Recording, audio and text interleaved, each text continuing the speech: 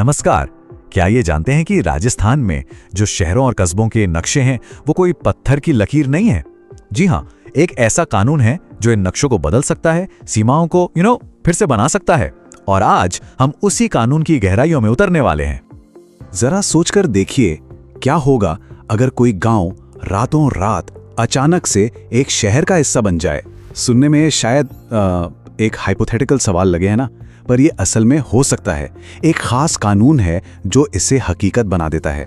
चलिए देखते हैं ये सब होता कैसे है। तो ये जो पूरी प्रोसेस है ना, इसके ठीक बीच में है राजस्थान नगरपालिका अधिनियम 2009 का सेक्शन 3। आसान भाषा में कहें तो ये सरकार की वो ऑफिशियल रूल बुक है जिसके हिसाब से ही सारे नक्शे बदले जाते हैं। तो इसका मतलब क्या हुआ? सीधे सीधे कहें तो ये कानून राज्य सरकार को जबरदस्त पावर देता है। सिर्फ एक सरकारी नोटिफिकेशन जो ऑफिशियल गैजेट में छपता है, बस उसके जरिए सरकार किसी भी नगरपालिका को बना सकती है, बदल सकती है और तो और उसे खत्म भी कर सकती है। तो सवाल ये उठता है कि सरकार ये बदलाव करती कैसे है? ये जो सेक्शन है ये सरकार को 4 बहुत ही खास और पावरफुल अधिकार देता है और इन्हीं अधिकारों से किसी भी इलाके का नक्शा पूरी तरह बदल सकता है।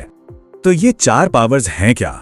देखिए, पहला, सरकार कहीं भी एक नई नगर पालिका बना सकती है। दूसरा, किसी बाहरी इलाके को उठाकर शहर में शामिल कर सकती है। तीसरा, इसका उल्टा भी कर सकती है, मतलब किसी हिस्से को शहर से बाहर निकाल सकती है। और चौथा, किसी भी नगर पालिका की जो एग्जिस्टिंग बाउंड्रीज हैं उन्हें बदल सकती है। ठीक है, नक्शे पर लकीरें तो बदल गईं, लेकिन इसका असली असर किस पर पड़ता है? वहां रहने वाले लोगों पर, उनके चुने हुए नेताओं पर, मतलब वहां के गवर्नेंस और रिप्रेजेंटेशन का क्या होता है? ये बड़ा सवाल है। कानून इस बारे में बिल्कुल साफ है। एक तय टाइम फ्रेम है। अगर कोई नया इलाका नगर पालिका में जोड़ा गया तो यह जरूरी है कि 6 महीने के अंदर अंदर वहां चुनाव करवाए जाएं। क्यों? ताकि वहां के लोगों को भी अपना रिप्रेजेंटेशन मिल सके। अच्छा, और अगर इसका ठीक उल्टा हो जाए तो, मतलब जब किसी एरिया को नगर पालिका से हटा दिया जाता है तो इसका असर भी इमीडिएटली होता है। उस एरिया को रिप्रेजेंट करने वाले जो पार्षद हैं उनका पद उसी वक्त खत्म हो जाता है और वो इलाका म्युनिसिपल गवर्नमेंट से बाहर हो जाता है। सिंपल। अब 2 और सिनेरियोज देखते हैं। मान लीजिए 2 नगर पालिकाओं को मर्ज करके एक बना दिया गया, तब क्या होगा? तब जो पुराने नेता हैं वो अपना टर्म पूरा होने तक नई नगर पालिका के सदस्य बने रहेंगे। और दूसरा सिनेरियो, अगर किसी नगर पालिका को पूरी तरह डिसॉल्व ही कर दिया जाए, मतलब खत्म कर दिया जाए, तो उसका सारा पैसा, सारी प्रॉपर्टी, सब कुछ सीधा स्टेट गवर्नमेंट के पास चला जाता है। तो चलिए घूम फिरकर वापस उसी सवाल पर आते हैं जिससे हमने ये पूरी बात शुरू की थी। जब कोई गांव शहर का हिस्सा बनता है तो आखिर होता क्या है? जमीन पर क्या बदलता है? देखिए, ये बदलाव कई लेवल्स पर होता है। सबसे पहली बात, वो इलाका ऑफिशियली गांव नहीं रहता। इसका मतलब वहां की जो पंचायत है वो खत्म हो जाती है। अब जो गांव के सरपंच, उप सरपंच और पंच थे वो नई नगर पालिका के एडिशनल मेंबर्स बन जाते हैं।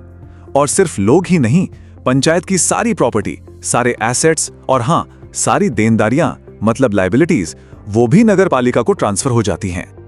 इसका सीधा सा मतलब यह है कि वहां के लोगों के लिए लोकल गवर्नेंस का पूरा लीगल फ्रेमवर्क रातों रात बदल जाता है। जहां पहले पंचायती राज के नियम चलते थे वो सब खत्म और नगर पालिका के सारे कानून, सारे बायलॉज उस नए एरिया में तुरंत लागू हो जाते हैं। तो अब आते हैं लॉजिस्टिक्स पर। इन सारे बदलावों के बीच पैसे, प्रॉपर्टी और रूल्स का क्या होता है? मतलब इन सब चीजों को प्रैक्टिकली मैनेज कैसे किया जाता है? देखिए, बाउंड्रीज सिर्फ कागज पर नहीं होती, उन्हें जमीन पर भी साफ साफ दिखाना होता है। इसीलिए कानून कहता है कि हर नगरपालिका की ये ड्यूटी है कि वो अपनी सीमाओं पर ऑफिशियल बाउंड्री मार्क्स या पत्थर लगाए और ये मार्क्स कलेक्टर से अप्रूव्ड होने चाहिए। ऐसा करने से कोई कंफ्यूजन नहीं रहता। लेकिन एक मजेदार सिचुएशन सोचिए, क्या हो अगर कोई बिल्डिंग या ऑफिस ठीक 2 नगर पालिकाओं की बाउंड्री लाइन पर बना हो? अब वो किसका हिस्सा है? ऐसे कंफ्यूजन को दूर करने के लिए पावर दी गई है स्टेट गवर्नमेंट को। वही तय करती है कि वो प्रॉपर्टी ऑफिशियली किस नगर पालिका में आएगी। तो इन सब बातों का निचोड़ क्या है? आखिर ये कानून, ये सेक्शन 3 इतना जरूरी क्यों है? तो देखिए, शॉर्ट में कहें तो सेक्शन 3 सरकार को नक्शा बदलने की पावर तो देता ही है, पर साथ ही ये भी पक्का करता है कि जब भी सीमाएं बदलें तो लीडरशिप, पैसा और कानून सब कुछ एक ऑर्गेनाइज्ड तरीके से मैनेज हो। तो ये सिर्फ पावर की बात नहीं है, ये इस बारे में है कि जो हमारे कम्युनिटी बढ़ रहे हैं उनमें ये बदलाव स्मूथली और ऑर्गेनाइज्ड तरीके से हो सकें। और जाते जाते एक सवाल छोड़ जाते हैं, जरा सोचिएगा, क्या आपके इलाके की सीमाएं कभी बदली हैं?